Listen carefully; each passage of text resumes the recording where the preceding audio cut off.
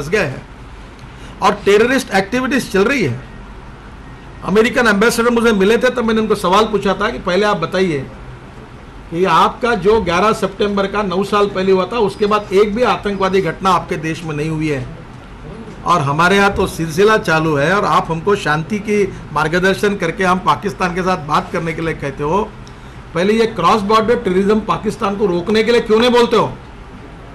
अगर आपका इंटेंशन अगर टेररिज्म के खिलाफ सही है और वर्ल्ड कम्युनिटी चाहती है कि टेररिज्म से हमें लड़ना चाहिए तो आप पाकिस्तान को स्टॉप क्यों नहीं करते? ये जो मुंबई में पड़ी हुई डेड बॉडी है कहाँ की है, कौन से गांव की है, पता चला है? ये कसाब कौन से गांव में रहता है, पता चला है? क्यों नहीं पाकिस्तान इनको पकड़ते? आज भी टेररिस्ट ऑर्गेनाइजेशन के हेड घूम रहे हैं, उनके अखबार निकल रहे हैं। और हेडली ने क्या कहा यूएसए में? हेडली ने कहा है कि आईएसआई के मेजर्स, हेडली ने किए हुए जवाब को जो बताया गया है उसमें काफी बातें सामने आई कि उसमें पाकिस्तानी मिलिट्री का भी आतंकवादी संगठनों के साथ संबंध है। मैं नहीं कह रहा हूं, हेडली कह रहा।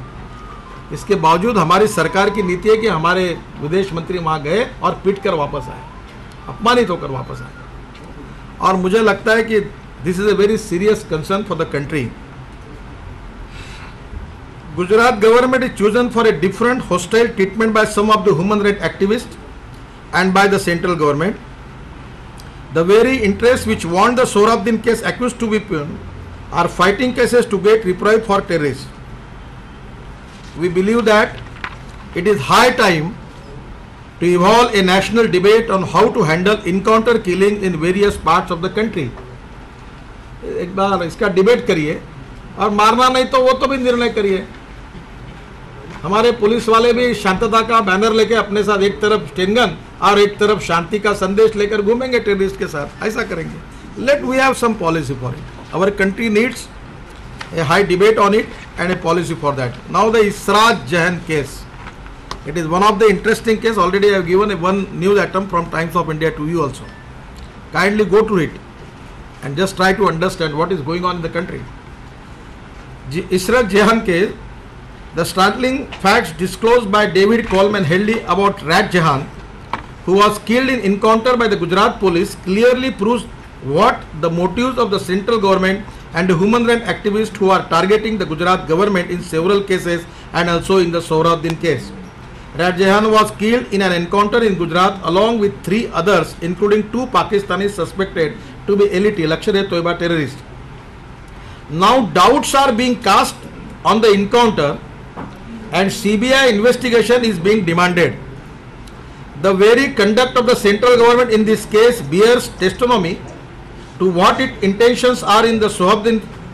First, the central government, this is very interesting case.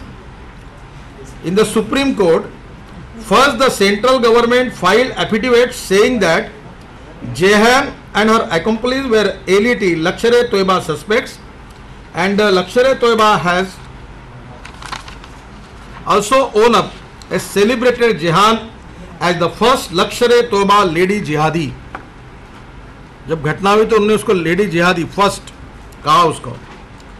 When the demand for CBI probe against Gujarat police into the killing was made, the Lashkar-e-Toiba suddenly disowned Jahan as a jihadi and forthwith, acting in tandem with the Lashkar-e-Toiba, the central government filed affidavit in the Supreme Court disowning its earlier version that she was a terrorist. ये हुआ है. This is on record. This donations and anti-national old face by the central government in partnership with the Lashkar-e-Toiba was to facilitate a CBI probe into the encounter through a Sohrabuddin case, like probe on the killing of an terrorist accomplice against Gujarat government. ये होने वाला था. ये Headley ने America में अगर ये बयान नहीं दिया देता तो इसका भी केस बनकर सोहराबुद्दीन करके फिर गुजरात सरकार को टारगेट करने की तैयारी हुई थी. एक बार एफिडेविट करते हैं कि वो आतंकवादी है, उसके दोनों लोग पकड़े हुए पाकिस्तानी है, ये लश्कर-ए-तोयबा के है, ये जिहादी है, आतंकवादी है, और दूसरे बार उसको डिसोन करके दूसरा एफिडेविट करते हैं. What is the reason behind it? और अब जब हेडली ने यूएसए में बयान दिया है कि ये जो इरशद जो है ये जिहादी आतंकवादी है और ये लश्कर-ए-तोयबा की थी. और मैं आगे आपको बताता हूँ. कि उसके माँ ने कहा था कि वो अत्तर वाले के पास सर्विस करती थी और इसलिए दुबई में वो गया था। वो उसका नाम पिल्ले था, एक्चुअली दूसरा नाम है, और वो भी टेररिस्ट करके पता चला है। वो भी सेंट्रल गवर्नमेंट के सीबीआई के रिकॉर्ड में उसके बारे में इंफॉर्मेशन है। तो दुर्भाग्यवश राष्ट्रद्रोही टेररिस्ट जो है, आतंकवादी है, उनको पॉलिटिकल पर्पस के लिए यूज करके किस प्रकार की स्टोरी बनाई जा रही है फ्रॉम कांग्रेस पार्टी से और सीबीआई से, यूपीए से 10 जनपद के मार्गदर्शन में, इसका ये पुरावा है। CBI probe into the encounter due a Sohrabuddin case like probe on the killing of a terrorist accomplice against Gujarat government. Now come to anticlimax.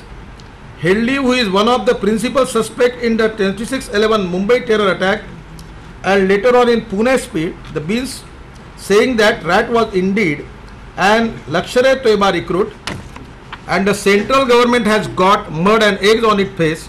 Its attempts along with the Lashkar-e-Toiba to protect the terrorists in the Rat case had boomerang on it because of his Hedley's confession. Hedley ने कबूली जवाब दिया, इसलिए वहाँ अभी expose हो गए. Even without this specifies in the absence of a national policy on encounter killing, singling out Gujarat encounter speaks for itself. The BJP demands that there has to be a national policy on encounter killing which will clearly spell out the norms for encounters as well as probe into them.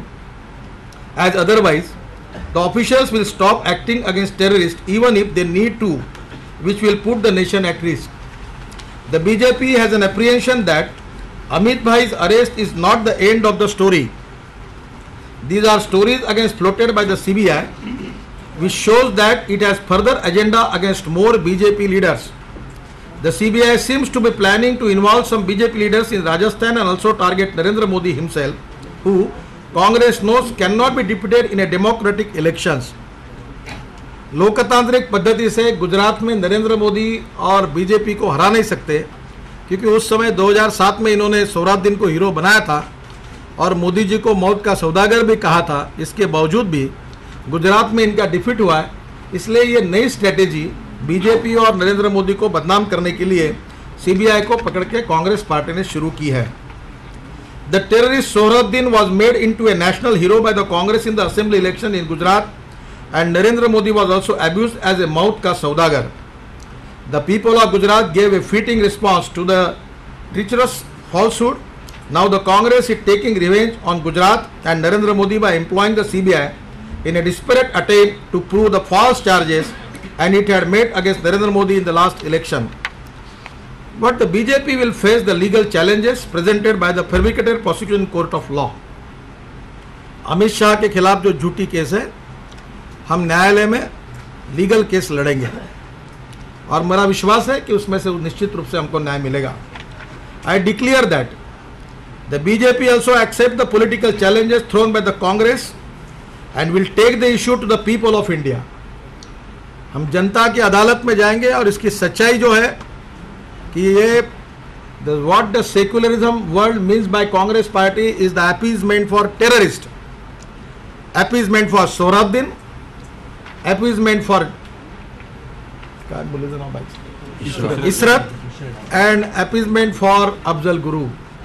This clearly indicates what the policy of the Congress party is. I declare that the BJP also accept the political challenge thrown by the Congress and will take the issue to the people of India. I hold the Congress party responsible for creating this hostility between the government and the principal opposition party.